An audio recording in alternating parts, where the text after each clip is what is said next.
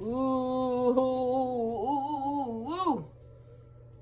Don't that look good, y'all? Goodness gracious, don't that look good? Thanksgiving is on its way, so we might as well start talking about these recipes, baby. Let's talk about this gravy. The country folks call it giblet gravy. Most people put it on dressing. You know that southern cornbread dressing? Let's get started. Watch the video all the way to the end now. Giblet gravy. How many of you know how to make giblet gravy? We know how to make the dressing now. But what about the giblet gravy? I don't hear too many people talk about that.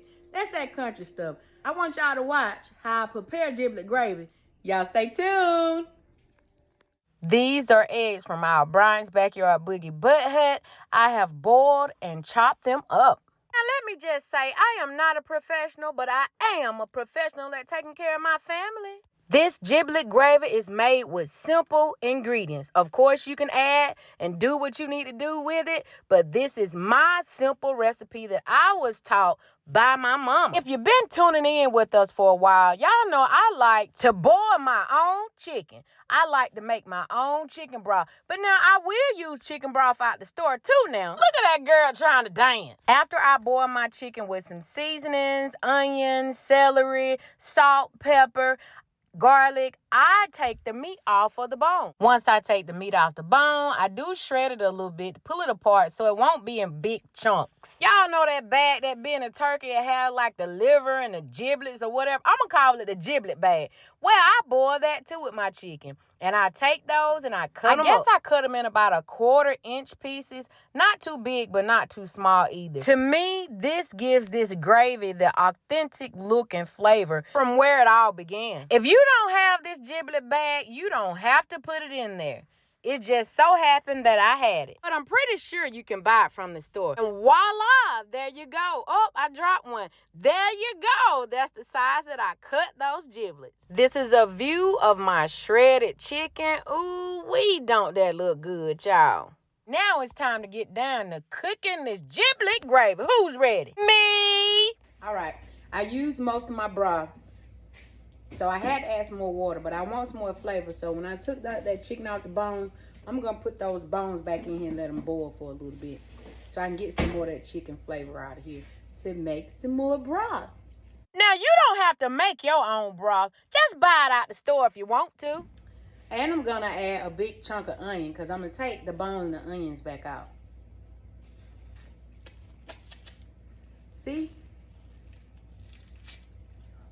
Big chunk of onion. I added Nora's chicken bouillon and celery as well. I'm fixing to take these bones out. I did add a little bit of garlic in here, not much. Well, I'm going to take the bone and the onion out. Bone has flavor. That's one reason why I like to boil my own chicken, because the bone adds a lot of flavor. I mean, you don't have to if you don't want to, but cooking is about what's best for you and how you like it. Yep, I'm removing the bones and I'm removing the onion. And I did put, and any skin that was left on that bone, I'm taking that off too. Whew, hot. What the saying is, don't do as I do, do as I say do. Don't put your head in that hot water. Yeah, I think we got most of the stuff out. It may be a few onions left in there, but I think that's okay. And let me show you my chicken broth. Here's the bone and the onion I took out. And here's that gorgeous seasoned chicken broth. Yummy. And let's see what's next. You know, sometimes I wonder who came up with giblet gravy. Like, why do you need something to go over that dressing, you know? Because, you know, a lot of times when people eat cornbread, they don't put anything over the cornbread. But whoever came up with it was a smart person. I just want to say, y'all, I am not a professional. I'm just a professional at taking care of my family. So let's see how we do this giblet gravy. So I have my broth here. I'm going to take that chicken that we took off the bone. That's Jug's phone. And the giblets. And put it back in this broth. Y'all already know Jug is somewhere close by when I'm cooking in the kitchen. And you're probably going to say, well, why are you doing so much, Nene? Why are you doing so much giblet gravy? Because I have a husband that loves giblet gravy, and he likes a lot of it. Y'all remember those chopped eggs? I'm going to go ahead and put that in here too.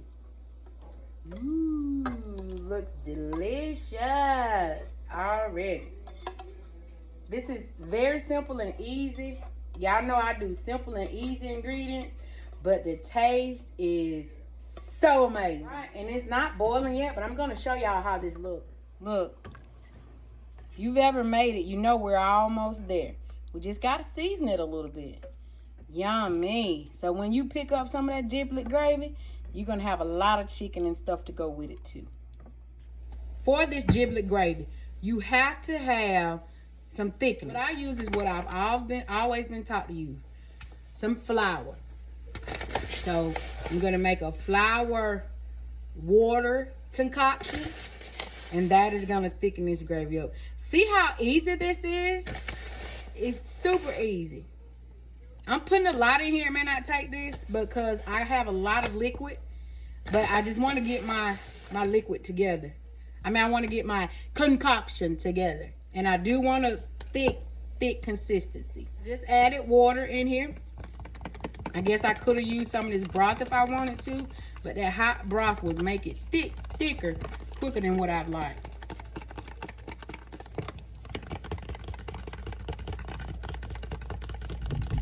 And I'm just taking my fork. You can use a whisk. I don't have a little small whisk. And I'm just stirring it real good to get rid of the clumps. And that's how you make that thickening to go inside of your giblet gravy. Now back to the gravy. All right, so I am gonna add some pepper in here, just a little bit, not a lot. I don't want it spicy. And I'm gonna give it a stir. It's looking good. Okay. And I'm gonna take this, the thickening. I'm gonna stir it again before I pour it. And I'm gonna pour it in here. Stirring this to make sure I don't have any clumps. And when I stir, I'm gonna pour a little bit. I'm gonna stir here. Now you're gonna see like the flour may clump up a little bit. That's okay, they should cook out. If not, then I'll just strain it out.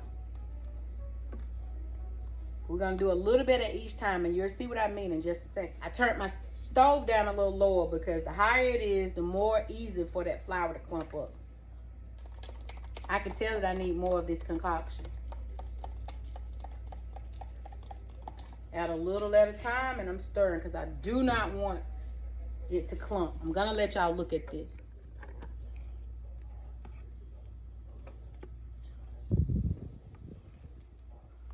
That looks good, y'all, already. I'll let y'all see the finished result soon. And this is the consistency we want. It's gonna get a little bit thicker as it cooks because that flour is still cooking in there. But can't you see that being poured over some dressing? Ooh wee. So Jug is gonna taste this giblet gravy. You can even just put this over some rice. That's just how good this looks. All right, so Jug is gonna taste that gravy. He's gonna taste it. That giblet gravy. Hey, you can eat some hot stuff. I can't eat no hot stuff. Good. Huh? You good? Am I missing something out of it? I need to put something? What is dressing it? It's cooking. It'll be ready in a minute. Good, y'all. And that's how you make giblet gravy. Look, I made you a lot. You see all that much? You see how much I made for you? Mm-hmm. That's a big old pot full. Big pot. I should have filled my cup up. No, you can't fill your cup up, baby. Just gonna taste a piece of this dressing with this giblet gravy. Ooh, ooh, ooh. Don't that look good, y'all? If you have never eaten a piece of dressing with that giblet gravy, oh, you're missing out. You cannot beat that. That's a 360 view all the way around. You have got to try this giblet gravy if you have not with your dress. Ooh, wee! All right. Bay is a taste tester today. He said he gonna taste some more. Good. All right. Just think what you can do with a meal like this. Does that look good to you, baby? Would you eat it? Well, Jug, clean the plate. What'd you just say? That's how you clean the plate, cuz. That is how you clean a plate. You ain't leave no meat on that bone. Why wouldn't you do that? Why would you not do that? Why would you not? I know you want some, because I want some. Let me fix my plate. Delicious. Thank you for watching Brian's Backyard Boogie, where we get it how we live.